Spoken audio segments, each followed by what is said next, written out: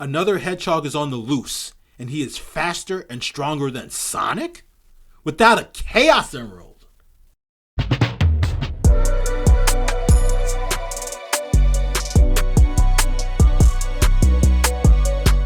So I just watched Sonic 3 in theaters, and the movie opens up with Shadow asleep in a pod on Prison Island, which is a heavily guarded facility off the coast of Japan. Yes, Japan. Homie wakes up, throws hands, and then races across the ocean to the shoreline. Meanwhile, Sonic, Tails, and Knuckles appear to be on a camping trip and have a foot race. Sonic wins, but notices holograms of Tails and Knuckles already at the finish line. So, he races back to find that his friends and adopted parents, Tom and Maddie, are holding a surprise party for Sonic, celebrating his anniversary of his arrival on Earth.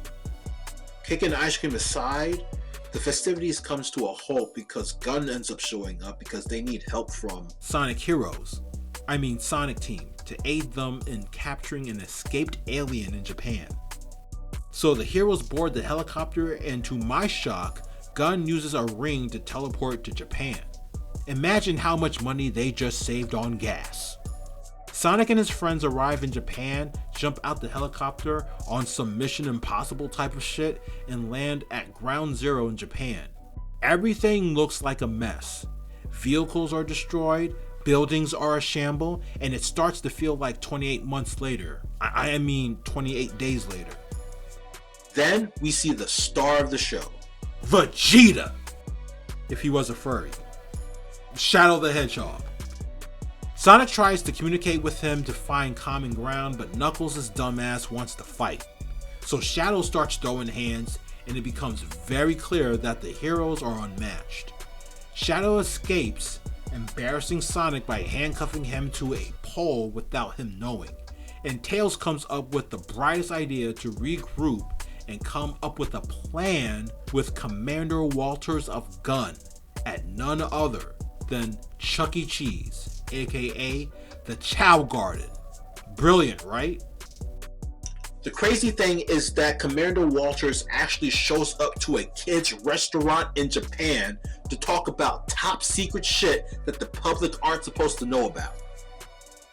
But all hell breaks loose when Eggman's robot orb shits shoot up the place. They are saved by an uninsured motorist on a motorcycle, and Commander Walters is down. The commander gives Sonic a top secret passkey and does not tell him what it's for before passing out. The team leave, and for some reason Sonic and his friends do not trust Gun. So they track the motorcycle guy, and it's revealed to be Agent Stone, who reveals that Eggman is still alive. A giant crab robot base thing comes up out of the water, and there we see Eggman watching Spanish soap operas while eating away his sorrows, putting on an extra 20 to 50 pounds in the gut alone, looking like a fat Kid Rock. I swear to God, I'm not making this up. In short, Eggman learns that someone is using his machines, and they all form an alliance.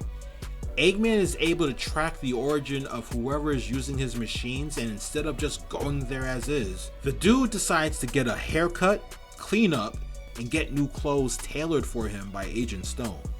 If you think he's doing this while traveling in the crab machine, then you are wrong, because after he cleans up, sort of, they use a ring to warp to where the machines are being kept.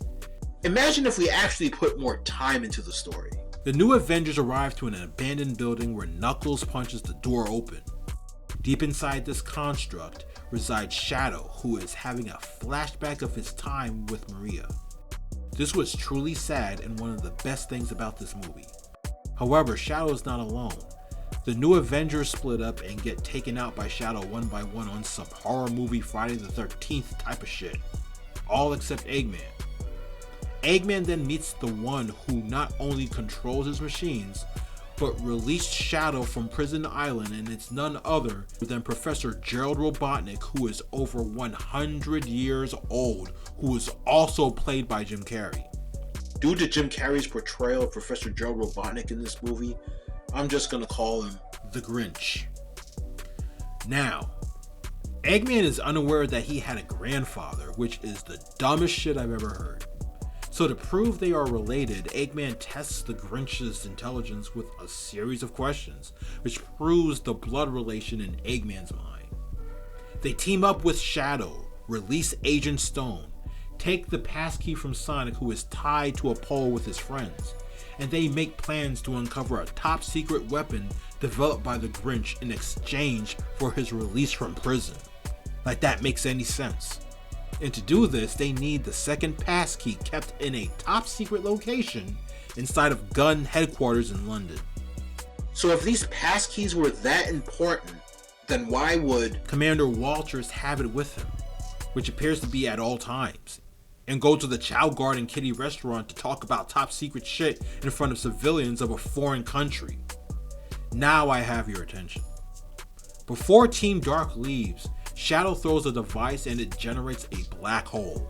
Team Sonic escapes through one of Tails' rings, and they later warp to Tom and Maddie for help, who have nothing better to do except earn that paycheck.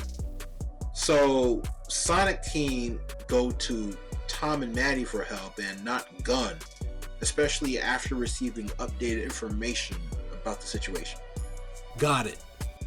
Sonic Heroes then comes up with a plan to break into Gun HQ in London, while Eggman and the Grinch have family bonding moments riding roller coasters, playing video games through VR, and actually reenacting Christmas with the Grinch dressed up as Santa Claus. I swear to God, I am not making any of this up. Imagine if they actually focused on the story. Anyway, Team Dark arrives to London and they make plans to break into HQ as well. The rest of this movie focuses on cameos of Boris Kojo and the other black woman from the sequel. How? Tom and Maddie use a cloaking device to disguise as Maddie's in-laws, i.e. Maddie becoming her sister and Tom becoming his brother-in-law. Mind you, it was Maddie's brother-in-law who was a Gun agent from the second film, not his wife. So Tom and Maddie walk into Gun, and Maddie manages to black her way through security protocols, which makes no sense. Here's an example of what I mean when I say black her way through.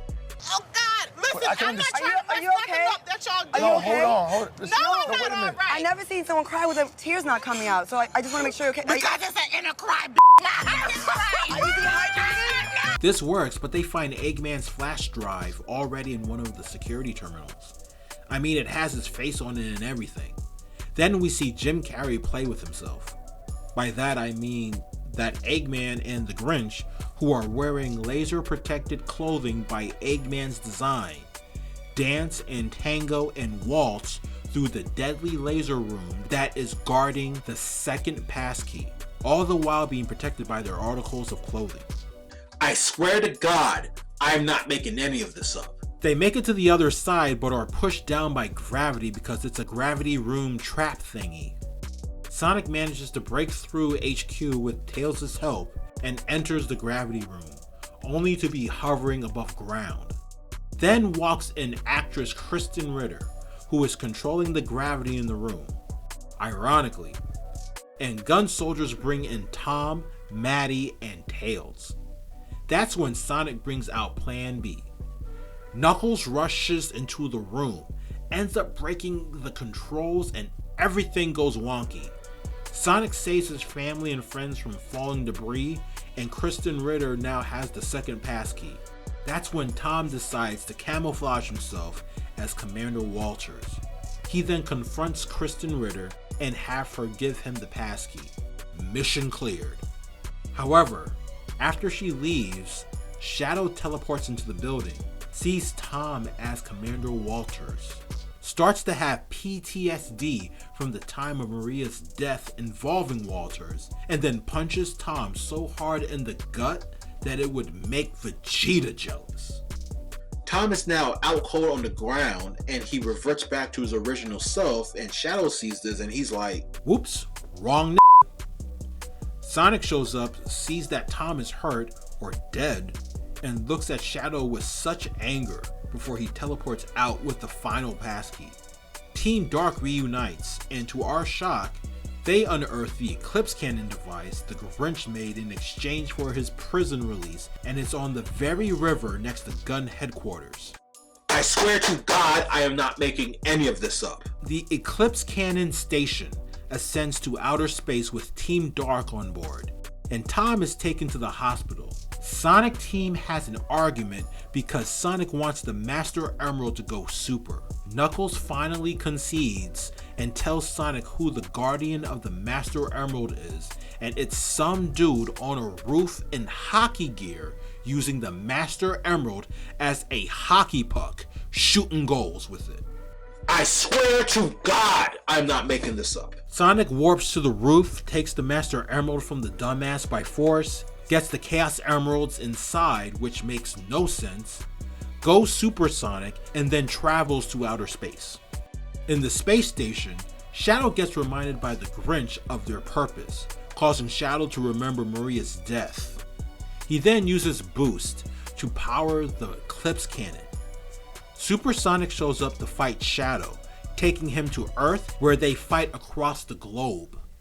Eggman realizes that the Grinch wanted to destroy all life on the planet, including themselves because of Maria, which causes Eggman to realize that Agent Stone was right in his warnings of Shadow the entire time earlier in the film. And he is currently on Earth. So now we have Jim Carrey versus James Carrey on the space station. Back on Earth, Shadow and Supersonic are fighting, and somehow Shadow manages to push Sonic so hard that he separates him from the Chaos Emeralds. Now we have to hit pause. You mean to tell me that Shadow in base form is so strong that he was able to, with a single strike, knock Sonic out of his super form, thus separating him from the Chaos Emeralds? If this script was handed to Dragon Ball Z, Vegeta would have an orgasm. But the two hedgehogs collide into the 7 emeralds between them, and they both go super. It's now Supersonic versus Super Shadow across the world, from Egypt to Japan to New York to Scotland to Rome and to Kazakhstan and to the moon. Supersonic has Shadow now in base form on the moon, getting ready to deliver the final blow, and Shadow welcomes it. But Sonic remembers the words from Tom, his guardian angel, to trust his heart and be careful what he turns into. And Supersonic does not deliver the final blow, and Shadow wants to know why. And while they are talking on the moon, I am wondering, why are they able to breathe in space? Don't say that it's because they're aliens, because that's bullshit. Don't say that it's because of the Chaos Emeralds either, because none of them are in their super form right now. Sonic's words reaches Shadow, and Shadow recalls Maria's words of how even when a star dies, the light it gives off can still be seen. Why does this remind me of A Kiss from a Rose by Seal? Da da da da da da da da da da. Then the two hedgehogs team up and go super to stop the Eclipse Cannon. Da da da da da da da da da da da. I've been kissed by a rose on the grave. There used to be. I'll stop. Seriously though, they are doing this, and chopped up pieces of the song Live and Learn, performed by Crush 40 for the Sonic Adventure 2 game, plays in the background. Briefly. They are fighting machines coming from the space station, and Shadow is using Doom Spears to destroy them, which he never used in Sonic Adventure 2 until recently in Shadow Generations. On the station, the Grinch tries to throw Eggman to the vacuum of space after their Rock'em Sock'em robot fight, and Eggman is saved by Tails and Knuckles, who came through one of the golden ring shits. With one of Sonic's quills that is glowing yellow that Eggman got from Sonic from earlier in the movie, he sticks the Grinch in the ass on some 1000 years of death shit from Naruto, and the Grinch is hurled into the energy vortex and dies. I swear to God, you know the rest. But the Grinch had one of Shadow's quills on him too, so why didn't he realize that Shadow's quill went super as well? The Eclipse cannon fires, and Supersonic and Super Shadow block the energy the best they could, which actually makes no sense, since they should be stronger than the energy of the beam, since it's not powered by the emeralds, but Shadow's energy from running in base form using boost, aka by holding down the right trigger. Eggman, Tails, and Knuckles manage to deflect the beam away from the planet, but it hits the moon. Sonic loses his super form and falls to the earth, and Tails holds his breath and has Knuckles hurl him to Sonic to use a ring to warp to safety. You see, I told you they can't breathe in space.